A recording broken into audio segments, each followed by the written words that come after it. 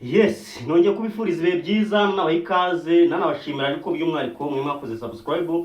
Nizere ko aho muri hose mumeze neza kandi mukomeje guherwa mu mirimo yose mukora ya buri munsi. Niyo mpamvu nanjye mbanje kuri no mugoroba ngo nze tuganire. Uyu munsi kuri no mugoroba hari amakuru menshi cyane murarikiye kugira ngo tugende tuganira. Nkuko mubona cyane hano muri telefone yanjye mfitemo amakuru menshi, ndaje ngo tuganire turebere hamwe bikomeje kuvugwa by'umwihariko hano iwacu mu Rwanda, ni muri sport iwacu hano mu Rwanda. Turebe bikomeje kuvugwa by'umwihariko mu ikipe ya APR Football Club yamaze kwerekana abakinyi yasinyishije. Abo ngabo barimo uwitwa Surwane ndetse n'uwitwa Traore, Mamadou Traore. Abo ngabo ikipe ya APR Football Club imaze kuberekana. Hanyuma ikindi kintu wamenya mu ikipe ya Rayon Sport nayo bamwe mu bakinyi yari beremo umwenda bari baranayireze muri FIFA mwabonye ko yabaninze Rayon Sport yamaze gukomorerwa. Ibya Dafe bihagaze guterwa mu ifyangaye, ibi nabyo ndagira ngo tubigarukeho. Hanyuma indi nkuru ni y'umunyamakuru witwa Ishimwe Ida Adelaide. Ibi mwe mwabonye ko uyu nguyu harebye byatangiye kugenda bivuga ko hari ikinyamakuru yabagiye kwerekezaho kindi. Ibi yese byo gutegura uko bihagaze gute, ibi nabyo reka nze ndabivugaho gatoya. Hanyuma ikindi kintu wamenya, imikino ya Sekafa Kagame Cup izabera hano iwacu mu Rwanda, amakipe 12 yamaze gukonfirma ko azitabira. Icyatunguranye ni ikipe ya Simba Football Club. Simba ara mu gihugu cya Tanzania yamaze kwemeza ko nayo izitabira imikino. Amakipe 12 asigaye na ya 11 asigaye nyuma ya Simba na yahe ariyo ngayo nayo ndaje tugenda tuyagarukaho. Hanyuma ikindi kintu Ferwafa nayo yamaze gutangaza ibiciro umuntu azajya yishyura kugira ngo yemererwe cyangwa se azajya yishyura kugira ngo yandikishe ikipe muri ligue runaka. Nabyo byamaze kugenda bijya hanze, byose turagenda tubigarukaho. Ni ikiganiro kiri bufate nk'iminota 12 cyangwa 13 muri buze kwihangana mu gitega amatwi kugira ku musozo. Hanyuma ikindi kintu ntabwo nagenda navuze ku mukino w'igikombe cy'isi, witwa Cristiano Ronaldo yaje gusubiza abari hamwe basire bavuga ko yashaje, yaje kubaterekamo penalty nziza ubwo basezeraga ikipe y'igihugu ya Croatia yo mu Nyabigwi wakinnye muri Real Madrid. Luka Modric batsinda igitego bibiri n'igitego nyine cya Cristiano Ronaldo kuri penalty. Yaje kuba yishimira iki gitego mu buryo budasanzwe. Hanyuma nibyo ngira ngo tugenda tugaruka bitumagira n'ibitego bigira kuri 3 muri iki gikombe cy'isi. Byose ndaje tubiganire natinza cyane. Ubwo rero bitewe nuko numva twahera muri equipe ya APR Football Club, mbere uko tuyijyamo nagusaba kumanza kuraba ko kanza subscribe, nusanga utarekanze uyikande, hanyuma tujye tubana kindi kandi mu kiganiro gukora share, like na comment byawe urya biba ari ingenzi. Hanyuma nze dutangire muri ubu buryo kanze tugende, let's go.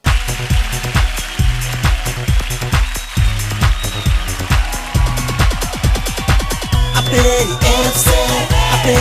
FC abakunzi bawe tukuri nyuma. APR FC abakunzi bawe tukuri nyuma. Yes, ubwo natinza cyane rero ndumva aho twahera ni mu mikino y'igikombe cy'isi kugira ngo tuze tugana hano iwacu mu Rwanda.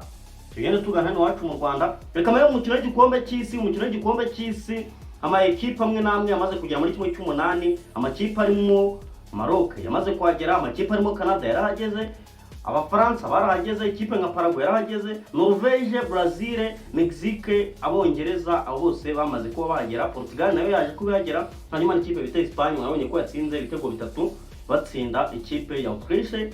Hanyuma uyu munsi hategerejwe indi match ikomeye, ariko gato cyo kindi wamenye nuko Leta Zunze Ubumwe za Amerika nazo kabisa abangaba uyu munsi ku itariki abangaba bazakina ku itariki 6. Hanyuma Argentine nayo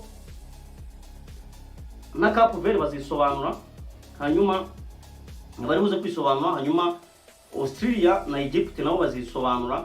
Hanyuma ikipe bita Switzerland na Algeria, iyi ni match yabaye Switzerland yaje kugenda isezerera Algeria. Hanyuma indi match ni Colombia na Ghana. Nicyo wavugimenye ni match zihari, ni match zose uko zakabaye uri buze kugenda umenya ibyazo. Niyo ni imikino y'igikombe cy'isi. Nihute cyane ngeno no muri Ferwafa cyo wamenye yamaze gutangaza ibiciro byo kwiyandikisha muri ligue runaka. Duhere kuri BK Pro League, ahangaha equipe zagiye yishyura miliyoni 2. Hanyuma Men's Division 2 icyiciro cya kabiri bazajya ibihumbi 500, Men's Division 3 icyiciro cya gatatu nabo bazajya ibihumbi 500, abagore icyiciro cya mbere bazajya ibihumbi 500, hanyuma icyiciro cya kabiri ku bagore ibihumbi 200, Women's Regional League hanyuma n'abagore bakiri bato mu cyiciro cya gatatu bishyura ibihumbi 100, hanyuma Men's Peace Cup mu bagabo kwerekeza mu gikombe cy'amahoro ibihumbi 500, hanyuma abagore ibihumbi 200. Nicyo wagenda umenya. Hanyuma ikindi kintu nihuse cyane kanyura muri polisi gato yamaze gutangaza uwitwa Rutsindura Antoine cyangwa se bita Mabombe nka directeur technique. Uyu ugomba kubimenya. Rutsindura Antoine yamaze kwemezwa.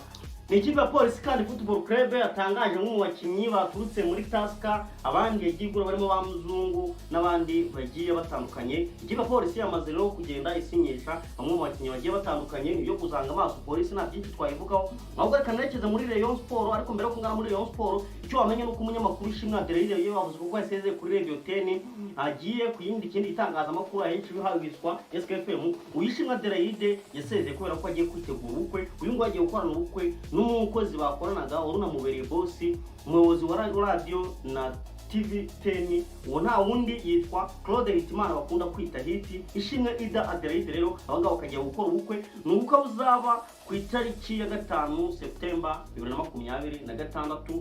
Uko nicyo wagenda umenya bashyize hanze save the date mu mafoto ndaje nyibereka ahangaha save the date ya Hitimana Jean Claude. Hanyuma nihuza cyane ikipe ya Rayon Sport nayo yamaze gukurirwaho, yamaze gukomorerwa n'ishyirahamwe ry'umupira w'amaguru ku isi FIFA, yabakuraho ibihano byo kutandikisha abakinnyi yafatiwe. Ahanini yagerekwaga ko yambuye umusore w'umunyamali Suleiman Dafe wigeze kuyikinira, ariko uyu Suleiman Dafe akaba yamaze kwandikira ibaruwa Rayon Sport ndetse na FIFA agaragaza ko iyi kipe ya Rayon Sport namwe n'icyumvike, bityo rero ko Rayon Sport noneho yemerewe kongera kwandikisha abakinnyi. Icyo ni ikintu wamenye. Ni Rayon Sport kandi bikomeje kugorana.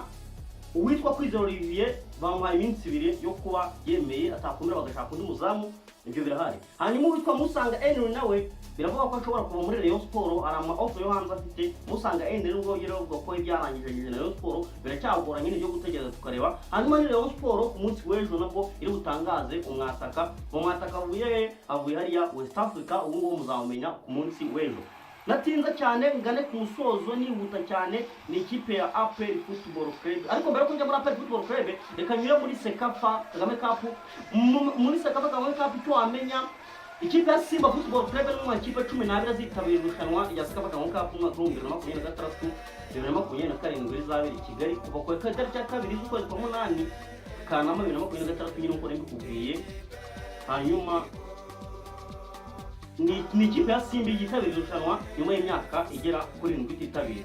Amakipe yitabira irushanwa twara ku ikipe ya Rayon Sport Football Club ni hano mu Rwanda na APR Football Club, izo ni ebyiri zo mu Rwanda.